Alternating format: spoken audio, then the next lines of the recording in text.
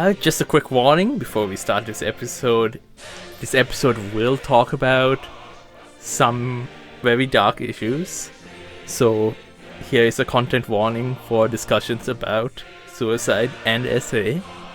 And we will be making spoilers for Vampire Dormitory.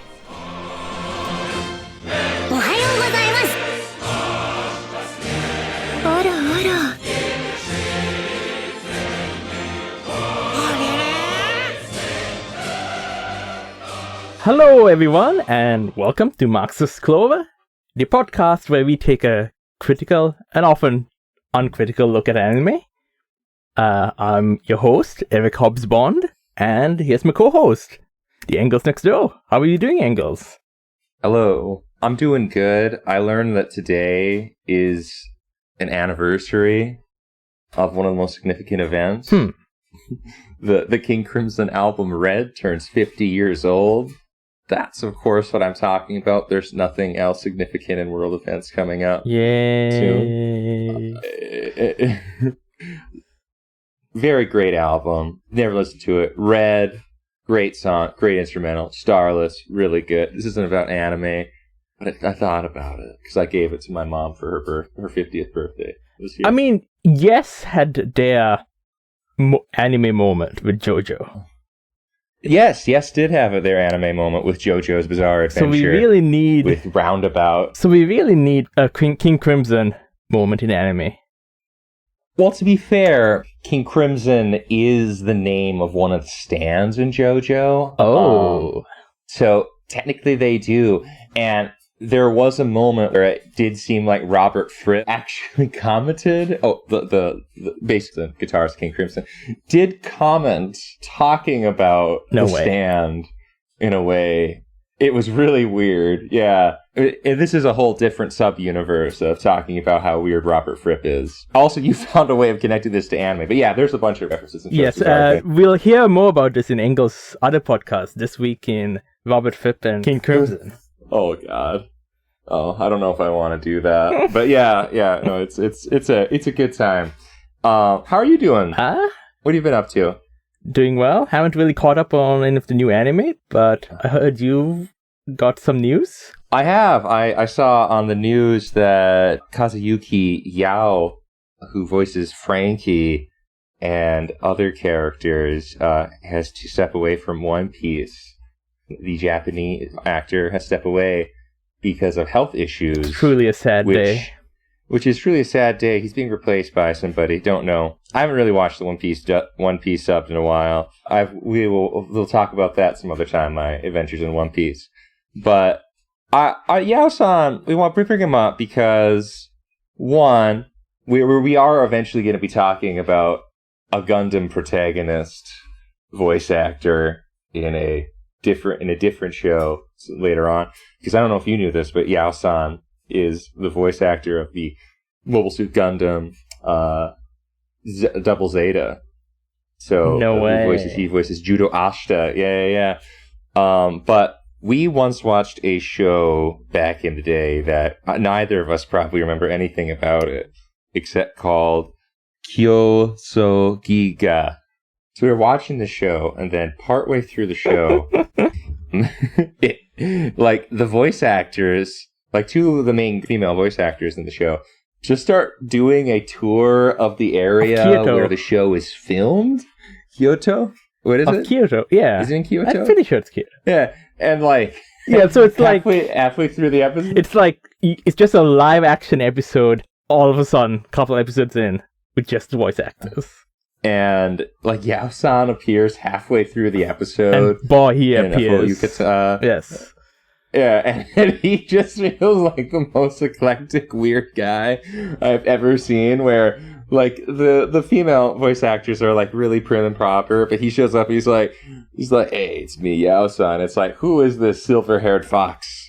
I mean, he was a good-looking guy. He's really good-looking. I don't think he's ever been not amazing-looking.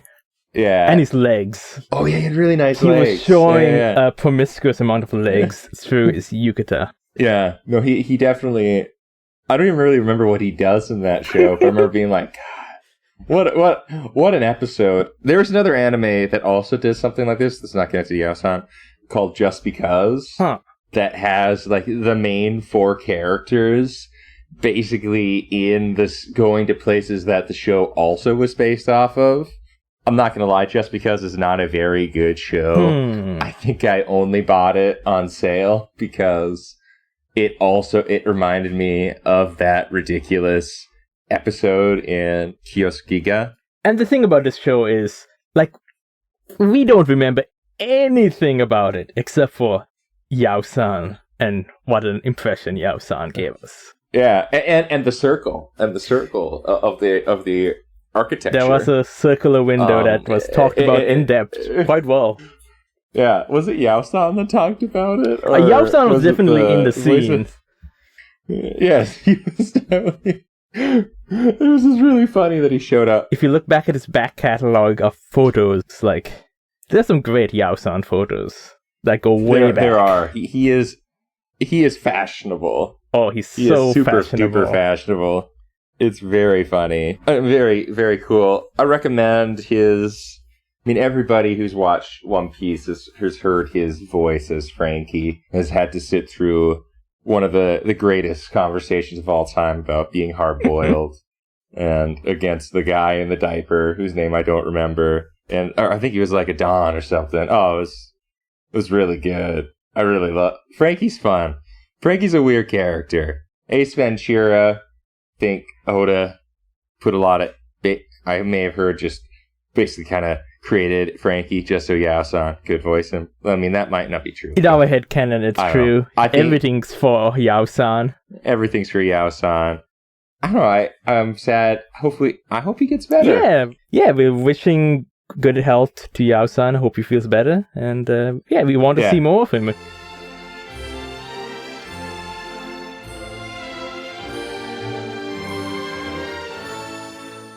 Okay, Vampire Dormitory. What a show. What a show. So we watched this a while back. We both watched this. What does the show have? If you are in the theater scene, it has a very funny opening with Jazz Square dancing.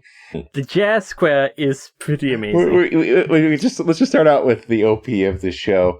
So, OP of the show is kind of bad, but I know exactly what it sounds like. Like, I can remember how it sounds. And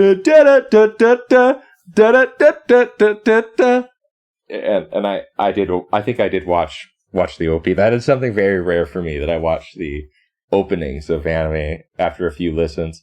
But I did watch it just for that Jazz Square opening and her carrying the cat. If you don't know and you're not like a theater kid, which neither of us are, but we know our theater kids. Yeah, we do. The Jazz Square looks very funky, particularly at such a slow tempo as in this opening. Yeah. It's pretty funny. It's just like they just casually stepping in a square. Yeah. You move to one corner, then you move your feet to another corner, and then you move to another corner, then another corner, and then you move back to the beginning of the corner. You create a Jazz Square. And there is an evil Jazz Square, but they don't do the evil Jazz Square. It would have been really funny in one of the episodes in one of the plot points of the show that if she would have done an evil Jazz Square, or more on that as we get to it. Yeah, the main character's holding a cat while doing the Jazz Square, and it's just a ridiculous looking scene that's so bad it's amazing. It's pretty bad. And some of our listeners might be like, what is the show about? That's a good question. I don't know if we knew what the show was about until halfway through. So, I watched this the first episode. I remember telling Hallspawn, it is Ouran High School Host Club with vampires. And boy howdy, was I wrong what this show was about. It is not Ouran High School Host Club with vampires. This show is about a girl who's an orphan, and in the first episode, almost dies. Yes. The show makes it seem like she's about to kill herself. Yes, and then she decides not to, but then she slips and nearly dies anyway. Well, if you're wondering what the girl's called, her name is Mito, and she's saved by a vampire named Ruka. And the show is about their torrid love affair, if you could call it that. So let's go to the beginning of the first episode. So Mito is an orphan who has been kind of passed around different extended family members and not really welcomed by any of them. And at the moment, she's now a teenager who's just kind of cast out onto the street. And we first meet her getting fired from her job at a ramen place. Yeah. For attracting young women. Yes. And that not being the vibe of this ramen shop that we don't like. That this used to be a ramen shop where only a few customers come in. They're all old men of the same demographic. And now she's coming in here, ruining. Yes, so Mito is a very Bishonen-looking person. Very androgynous. Very androgynous. Short hair. Yeah, people just think she's a really pretty boy. Yeah. And so the women have flocked to this bar. And it's not just that the manager fired her, but the men who are displeased with her bringing in all these women are like standing right there, shaking their head in approval of her getting fired as this is happening. Yeah. I also think there's another detail where she was also sleeping there at times. That's true. But I feel like it kind of makes the owner look better, because otherwise it looks like he's just cruel, not letting her stay there when she's homeless. Yeah. But this is like, oh no, I have a business reason to fire you. Yeah, a great business reason. Which is, it does not fit the sexuality of the bar. No. And I looked at the scene again, and the name of the ramen shop is Man's Generation. No way, really? Yes. No way. So, is there like a K-pop group that we don't know about that is Men's Generation? And this is like a fan bar of Men's Generation? Gosh, I wonder if the young K-pop stans listening even know about Girls' Generation. I mean, Girls' Generation were old when we were like pseudo K-pop fans.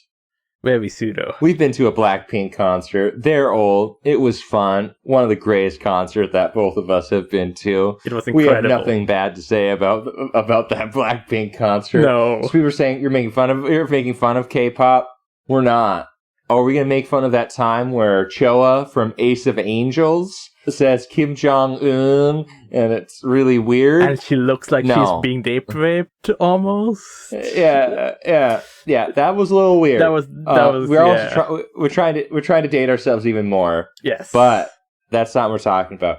So it's called Men's Generation. Yes, which really leads credence to the theory that this bar was created as a place for men to be in men's company. Yeah, in like a not gay way either. And the more we'll talk about the show. This reminded me of a quote by a Japanese filmmaker, Oshima Nagisa. And it's a quote that he made when filming his 1999 film, Gohato, which in the English release was translated as Taboo. It was a film about gay shinsengumi, gay samurai. And here's a quote from Oshima. "Erotic relationships fascinate me. I don't believe in any relationship that's not based on eroticism. Why do you think the Japanese businessman stays in the office for so long? Don't tell me it's out of loyalty to the company. He's there because, consciously or unconsciously, he wants to be with other men." End quote. So, I'm not sure if I think that quote is true, but I feel like in the world of this show, I feel like that explains just what is happening in this bar. That these salarymen wanted to be in the company of other men. Mm-hmm. And a much more heterosexual-based worldview would think no, these men would want a bunch of attractive young women in the space with them. Yeah. But, yeah, maybe they just do enjoy being in the presence of men. And there is a certain homoeroticism with that, perhaps. I mean, it would be the only way to really explain this. Yeah, because, like, I think this bar was probably going to make money while she was working there. Yeah, like, bars do this all the time, where they do the girls' nights to attract more young women to come to the bar, because that in turn will attract more male customers, and it feels very seedy and all, but, you know, it obviously works as a business ploy. You know, a quick aside, so I don't know if I brought this up, because I always thought women's night, like, men couldn't be there. I think when we talked about this some other time, I'm like, oh my god, that's so obvious. I never thought of it that way.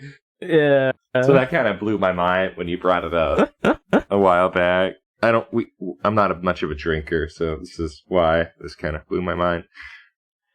Yeah, so if the bar was purely going for profit, this was a win-win situation. Yeah. Because, yes, maybe those old salarymen wouldn't show up, but plenty of other men would. Mm-hmm. But considering the ramen shop is named Man's Generation, I do feel like the owner created this...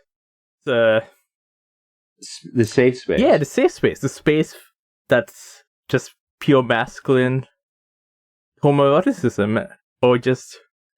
I think that's a word for just wanting the same gender in your platonic relationships. Yeah.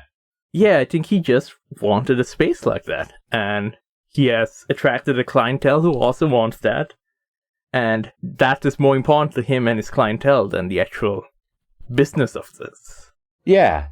And for some reason, when you watch this show, it is the most important part of the show. Because so much of this show cycles its way back into this conversation. Yes. And it's so strange. This is a show about sexuality and gender. And in a weird way that we didn't really expect, this opening scene was kind of a thesis statement.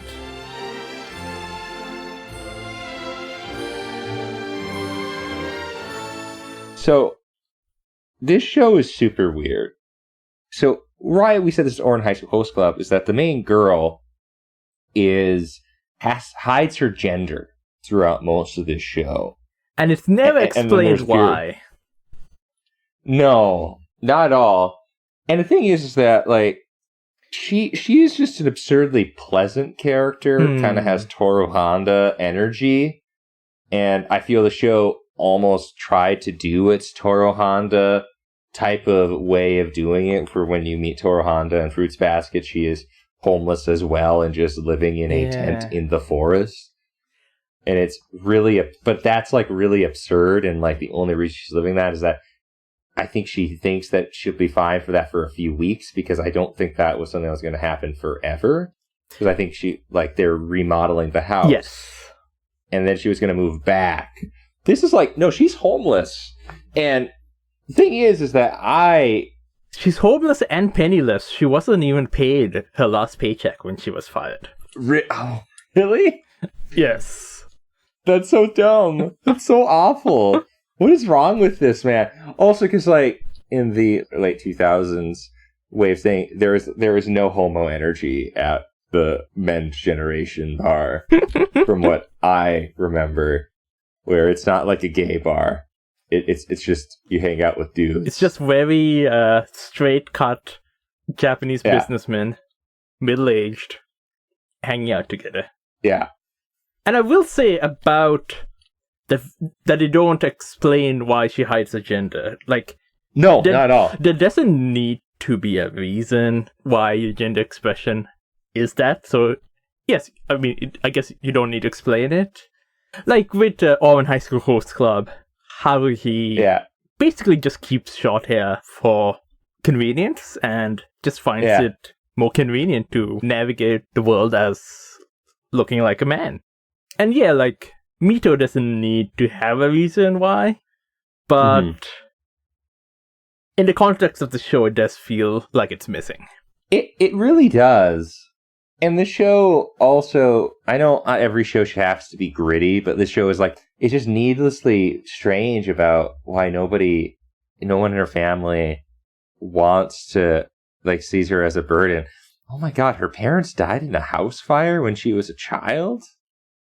Oh, wow, I forgot about that aspect, that her parents died in a house fire. And this comes to the interesting comparison with Toru Honda from Fruits Basket. The idea of these kids who had these awful childhoods being just like pure angelic people. Yeah. Who are not damaged at all and are just very freely giving. Like, to the point, because we were going to talk more about, like, too giving. Like, way too giving. Like, children who are that badly mistreated have walls up, try to protect themselves, because that's kind of what they had to do to survive. Like, she doesn't have, like, an edge. She also doesn't really feel like she was going to school before this. In the beginning as well. Also, she, like, in the case of Toru Honda, that Toru Honda had friends, and had friends for a long time. That's true. She did have a support network. For her. Yeah. Where I don't feel Mito has any friends. And there is still a major argument that she makes not a single friend in this whole show. That's the gay couple.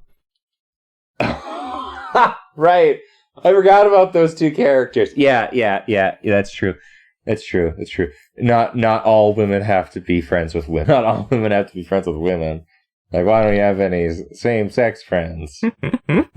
Wait, technically, he does, at one point, have same-sex friends. That's true. That is true. That is very true. No, I agree with you on the damage part. And I think that's the problem is, like, you know, there's a lot of shoujo I like that is just needlessly, like, knows how to get to the root cause of, like, trauma and stuff, and actually talks about trauma in an interesting way that is compelling and interesting to me. I think Fruits Basket does a great job of this. I think even at times, like Cardcaptor Sakura, we call it Sakura for the dub. That's the dub is amazing for this weird dub that we watched back in the day. But, like, I think the ways that it handles, like, a lot of moments in that show are so good. I'll say, like, it's very sloppy at times. Like, even Boys Over Flowers is very sloppy. There's a sloppiness and traumatic of a lot of the 90s shoujo that we will kind of talk about maybe some other time. Where I'm not saying everything has to be over dramatic and everything has to be this very beautiful, sad adventure. There's that weird hair cutting manga that you and I glanced off in the Viz app a while back. Beauty Pop. That one is really weird and strange in itself. But yeah, for this, it's just like this show having some edge of some sort, I think really would have added a lot to this show. I think with creating a character, sometimes people want to create a character and have it two ways. Like, they want the really sad, melodramatic, sympathetic backstory. And you also want this kind of unblemished, innocent flower. Yeah. And that's not really how the world works. Because if you haven't had a hard life, you learn skills to get you through those times. And, like, the thing is that it would have been really fun if they would have brought up the fact that at different times that she would have been able to maybe survive, like her survival skills. You know, I love in Uruma-kun, the demon one where Welcome to Demon School. Yeah, Uruma-kun. Like, he has all these eclectic talents that he has gained from, and that gives some really funny backstory. Yes, that's a great job, because it's like, Uruma-kun is kind of innocent and just such a decent person, but he has clearly learned from his life. He hasn't just suddenly appeared without his trauma having any impact on him. Yeah, because there is a big argument in this show that she doesn't have, like, any past, in a way. Yeah. Like, at all. There is nothing in the past that has hurt her. I mean, even the part where she tried to, where the show kind of starts off where she's, like, on a bridge and almost falls off the bridge. She wasn't going to do it. it looked like Right. at all. Like, if this was Boys Over Flowers or something, she probably would have done it. Yeah. But she didn't, which is fine, but I don't want to advocate suicide type of stuff and bridge stuff. I think if you're going to do it, you have to earn it. Like, I even thinking, like, there's not many things that I've liked that have tackled this really well. Like, I'm not even a big fan of it in Oshinoko with Akane.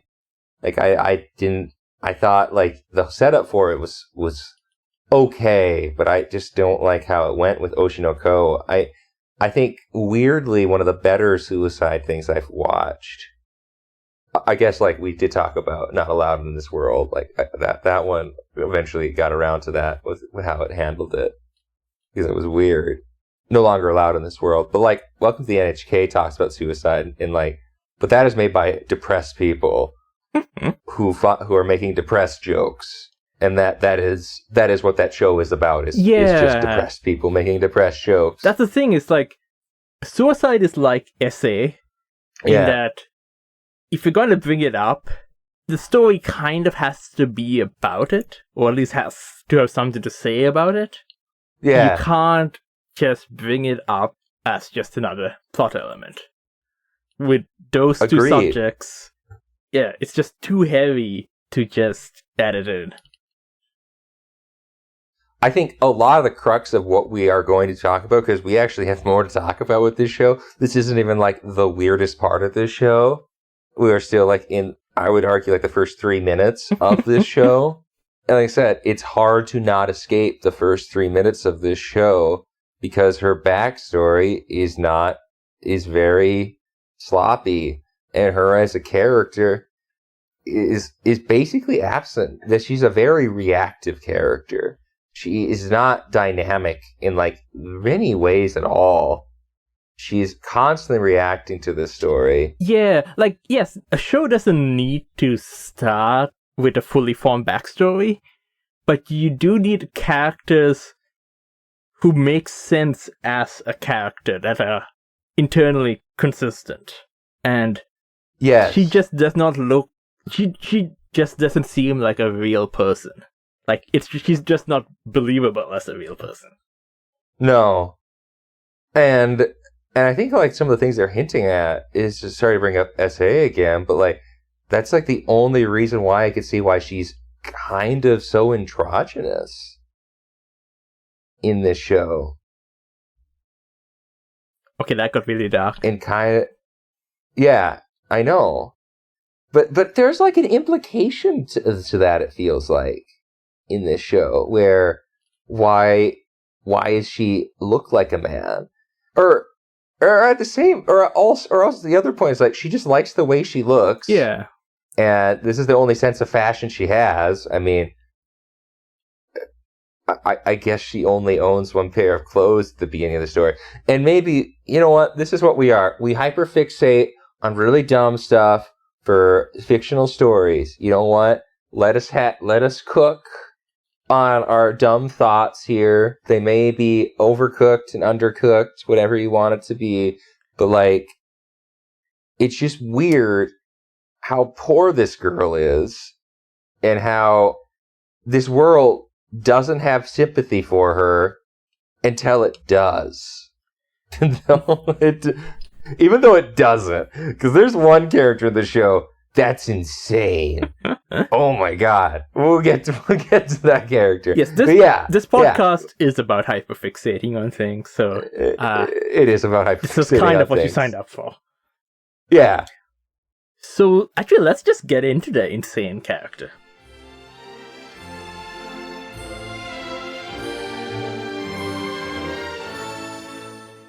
Okay, so this is a love triangle. One of the both characters are... So there's two men in this love triangle. Basically, she has to... Well, two men for now. She is... Because... Oh, you're right! You're right! Oh my god, that's what you mean by that. Yes, okay. So, I think it's more fun that we constantly just keep walking around and not talking about what we're talking about. It's more funny this way for us. Like, I feel we're just keeping you on the edge of your seats. So let's just do some setup before we do this. So she is saved by a vampire named Ruka, who is dumb as a box of rocks. I despise this character to no end. He is an awful romantic lead. I would argue the guy from Studio Apartment, Good Lighting, Angel Included, is a better romantic lead than Ruka is, and that is a harem main character, and harem main characters, romantic characters, are usually awful. I don't like Ruka. He is uninteresting, but he thinks that she's a dude, and he then says, he likes her blood. And he's like, your blood, it's so good. This is our second time we've had to talk about a vampire. This is interesting, but whatever. Yeah, this is quickly becoming This Week in Vampires. This Week's in Vampires. And we don't usually like vampire anime. No, I like Hellsing, but yeah, that's about it. Then, since her blood is good, and he likes her blood, he doesn't really have to drink a lot of blood. That's one of those vampires. They find a way of sucking their blood and not getting ethically away with it too. So he brings her to his dorm room, and it's like, you are now going to be my servant. We are going to live together.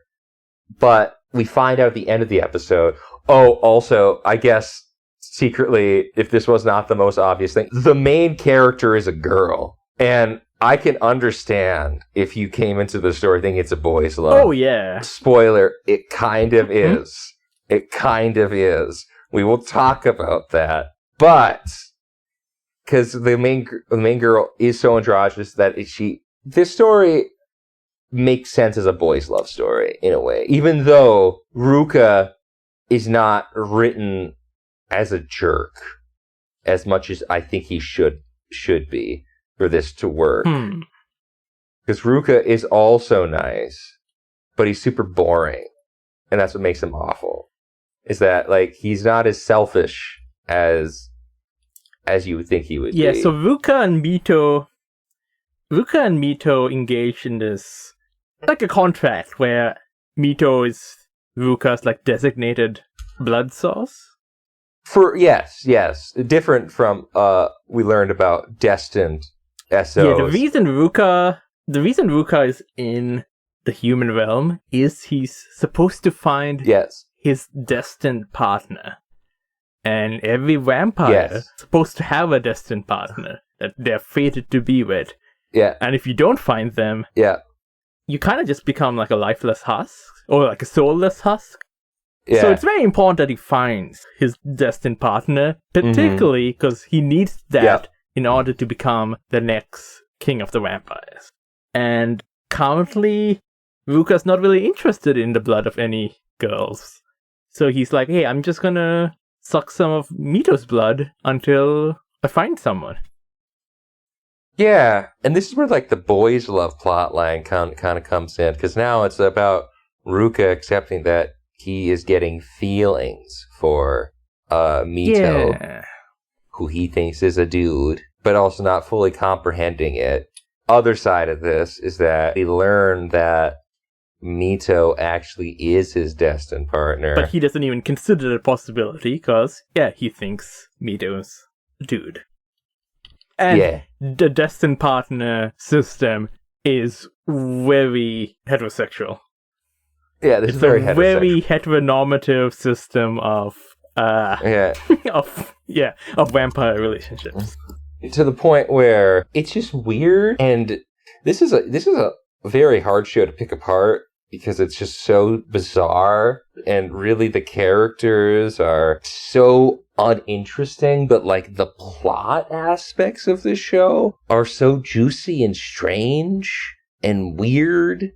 There's like only really one real character in this show. Yeah, so so the one proper character is, there's another person part of the Love Triangle. He is the cool rider from Grease 2 because he rides a motorcycle, or at least in my brain he does. if he wore a leather jacket. He's like 1950s cool in like an American sense. Like he would be in Greece. This is completely fabricated. Like I don't think he wears a leather jacket. I do think he rides a motorcycle. I think that is real, if I am correct. I don't remember it, but again, I would totally believe it. So Ren is the other dude. He wears a bandage on his face all the time. He has a tragic backstory in that he doesn't like vampires. Even though we found that he's a vampire, he is a human vampire hybrid. And his dad married his mom. And this is where the destined partner stuff is really strange. This is why we wanted to really talk about the destined partner stuff and how heteronormative it is. There is a sense of going into like vampire stories, like in vampire story in media, there is like the charming, almost kind of that vampires charm their targets into falling in love with them. There is a heavily implication that his mom, is like charmed the F like out. She's brainwashed. Like all the time. She is properly brainwashed. Like to an insane level. She's asked about how does she feel about the fact that she abandoned Ren, she abandoned her son to just go off and elope with Ren's father, the vampire. And when she's asked about how she feels about the fact that she did that to her son, she basically says it's all okay when you're with the person you're destined with. And it sounds super creepy, and even the way she says it feels like something is really off, and the anime, at least, does not ever address that.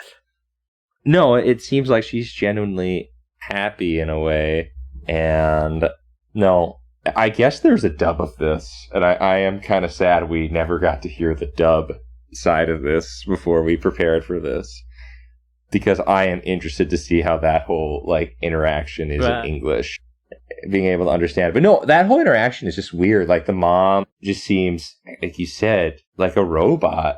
Like she has no agency as a character. She only exists for the men. I mean, to be fair, I almost feel like the dad does more stuff with his cat than he does with his destined partner. That is true. But I really do want to put on this is that this is another part of the problem of this show, is that in that JoJo, I do think at times tackles like some of this stuff, like really weird power dynamics really well in interesting ways sometimes. This is not one of those at all. Like there is a really bad problem in this show of all the men in the show have agency, and all the women in the show do have no agency whatsoever.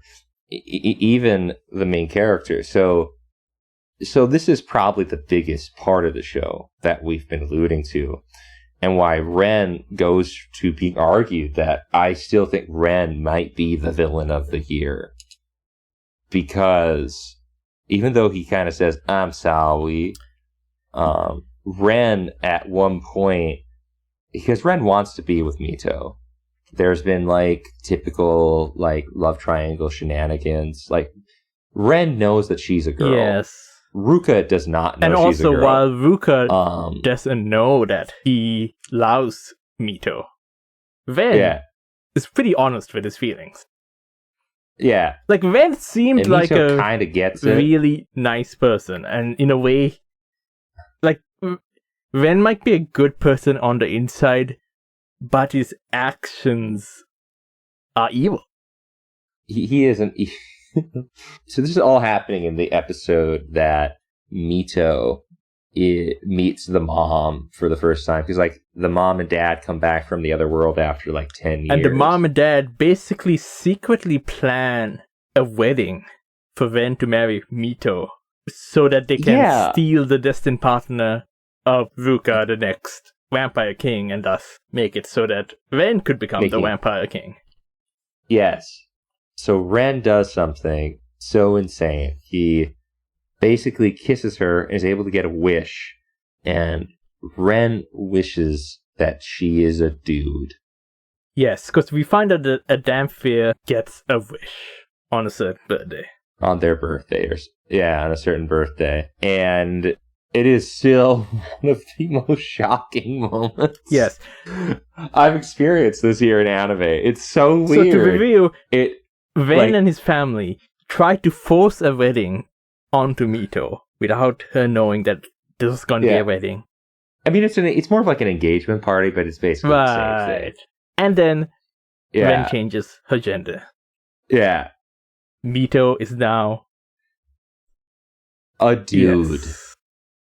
And this is where the reactive aspect of the show is, again, where she's not dynamic in that she is angry about it. She just accepts it. She's upset about, like, she's not happy with it, but she's not, like, I don't know if there's a certain Stockholm syndrome going on here, but...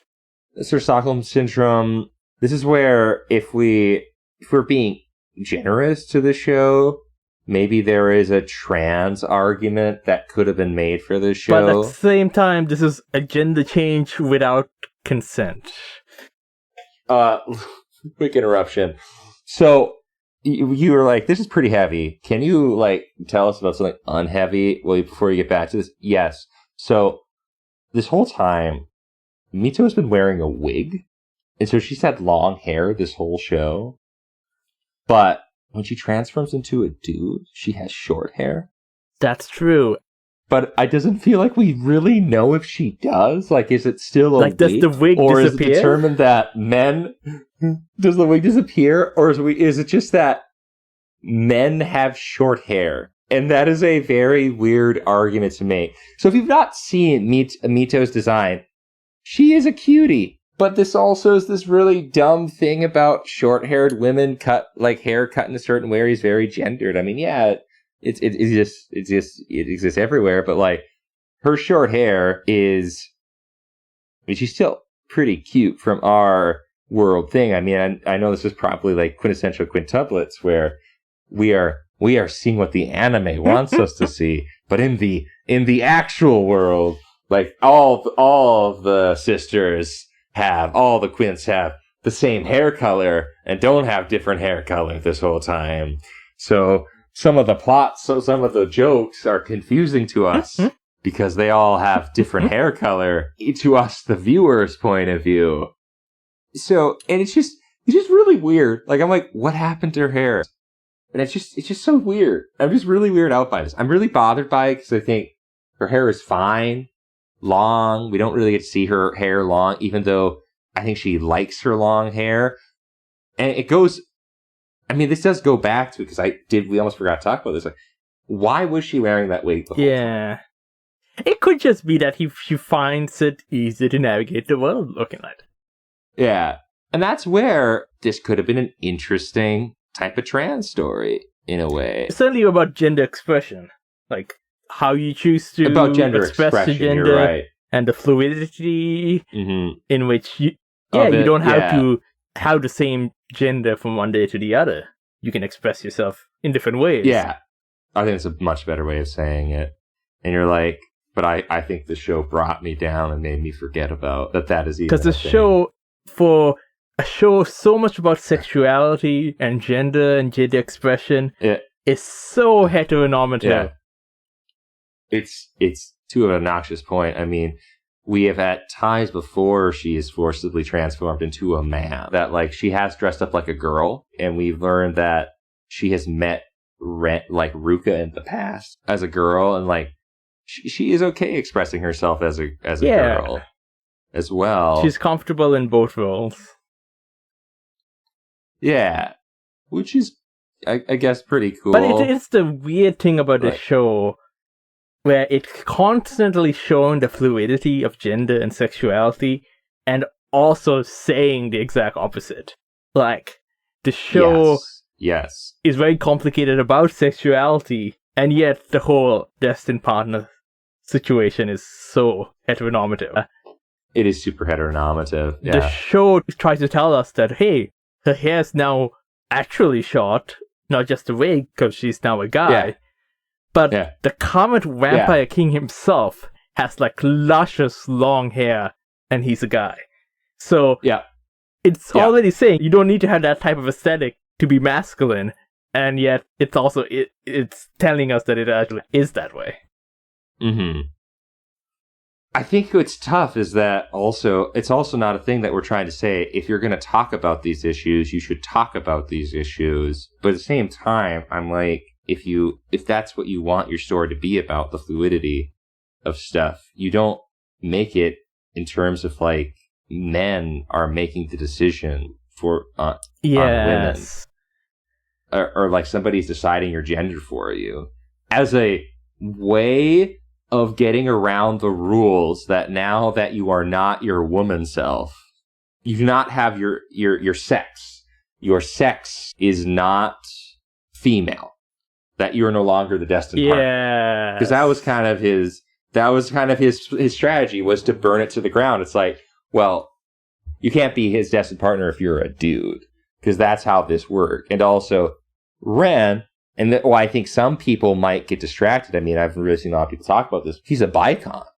And I'm like, I don't think he's a good bicon at all, because he's just okay with whatever gender he decides she should be. Yeah. But he's also like, I think your gender is fluid, but I'm forcing your sex to be something else. And there is another dubious aspect of it where, because Ruka has met Mito in the past, Ren's dad uses his cat and makes the cat transform into Mito as a girl and says, "This is your destined partner." And then the cat's like, "Hello, Ruka. It is I, that person you met, and in the past, I am your destined partner." And this is why we say Ruka's dumbest box of rocks. He basically falls for it pretty easily. I mean, I will say, if you I wouldn't guess that somebody I thought was just a cis man was actually a woman the whole time. It's not like a natural thing to think. So that's true. Why would he think that? Oh no, that's actually Mito, and it's just like, oh no, that's that woman I met at one time, and then there's Mito.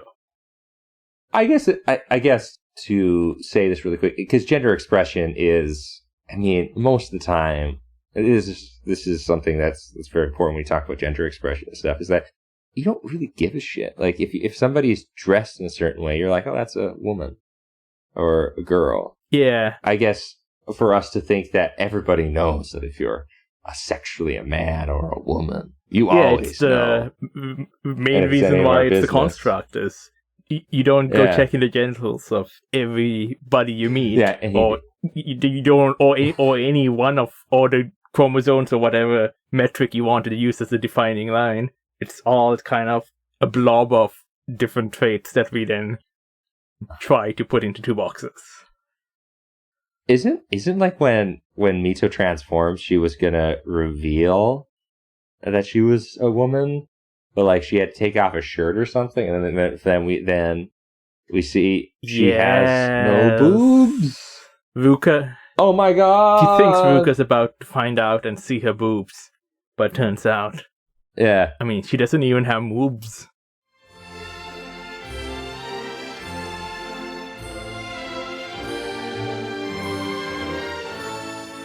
There's other characters that are now going to start coming into the story that are also going to interrupt the story and the flow of the romance. And I'm like, wow, thank goodness we didn't have to watch any more. This idea that she had to hide her gender is very classic in these type of stories. Even though it's, after a while, it's super there is basically no reason to hide your gender except to go to school. Yeah, because she lives in Ruka's dorm, which is a boys' dorm. Yeah. And that's really the only reason now that she has to conceal her gender. Is everybody in this dorm vampire? No, that's still one of the greatest missed opportunities of the show. That's called Vampire Dormitory. That not everybody in this dormitory is a vampire. That is true. Like, very few, actually. There's very few vampires. I mean, there's even like a place that she works at that we have other characters that we didn't even talk about, where there is a gay character who's in love with another character, and that's handled in a more delicate way. Still very sloppy, but much more delicate than the main plot of the story. And speaking of work, since we had to bring this back to capitalism at Marxist Clover, yeah, Mito went to work the morning after her sex was forcibly changed. And that's true. I would argue that having your sex changed without your permission is grounds for an excused absence. Like, you should be able to take a day off for that. And it's also like, she not only has to go to work next day, she has to go to work the next day with the person that forcibly changed her sex. Oh my gosh. Too. And the show also doesn't hate Ren. I think that's the other big issue, is that maybe we should always advocate, like, forgiveness. But I think Ren, if you asked him about anything he did, he'd be like, well, at least at the end of the day, I gave you up. Yes. And I let you go back to him. The only redemptive thing that Ren does is respect Mito's wishes on who she chooses as a partner at the end. Which is a pretty low bar and probably not enough to redeem the horrible things he's done. I think so. I mean, is it... this might be a good place to bring in this. Like, is he compared to anything like the anime from this last season, like Dahlia, Blue, whatever that's called? Where, I think it's Dahlia in the Bloom. Yeah, where when her person that she was engaged to basically said, "I don't like that you have red hair, so you should change your hair color." Yeah, that's just normal toxic masculine, patriarchal, controlling of bodies, but it's... I think there is a big argument here that what he's doing is like de facto version of that, where I don't know if he even is conscious of the fact that he is a monster in a way. Yeah, I mean, that is how masculinity works, I guess. That is true. That is true. And maybe that is an interesting reading, that Ren thinks he's a good person. Maybe in part because masculinity allows one to think that controlling actions are just normal and okay without really being aware of what you're doing. Yeah, and there's also like a savior complex. If Mito works for him, then he's saving her. And I think Ren also wanted to protect Mito from becoming what his mom became. And it's, again, he didn't give Mito a choice in this. And he genuinely thought he was saving her by doing something that is objectively evil. Yeah. It's baffling that a show, because like we may have talked about these characters, they're very boring characters. They are. This is a very bad romance show. I am a lover of romance shows, and this isn't like some romance shows that have come out recently that I think are just very cute. And I'm like, I don't necessarily like the pure cute ones. I like my romance with a bit of drama at times. This is just at least those shows, like the characters are not toxic people and are trying to become better people. This is a show where, I don't know, it somehow navigated itself into being a very bizarre, as we already said, show about gender and sexuality and sex in the weirdest possible way. Yes, without actually understanding that it was doing it. As it goes back, let's go back to her getting fired at the beginning of the show. That's kind of the ideas of that. It's weird to fire. Actually, you know what? It's men's generation. The show is all about the men and being there for the men. And whatever makes the men's life easier is the way. And that every character kind of exists in this way to alleviate the men thing.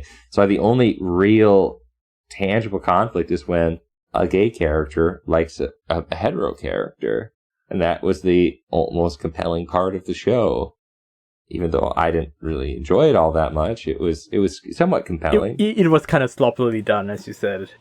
It was very sloppily done. Yeah, I think that was a really enjoyable episode, Angles. I think so. Thanks for talking with me about this. If any of you listening have a manifesto to send us, send it to marxisclover@gmail.com. And these are your hosts. Don't forget to subscribe and comment. We probably should say that, because that like. is the thing you're supposed to do for the algorithm gods. Yes. So we're totally up for reviews. I don't know if we'll read them. I'm kidding. We will read them. If we get any. If we get any? That's true. Who will listen to this podcast? No one. Well, signing off as our men's generation. This is Eric Sobspawn. And Angles Next Door. Thank you so much. おはようございます。あらあら。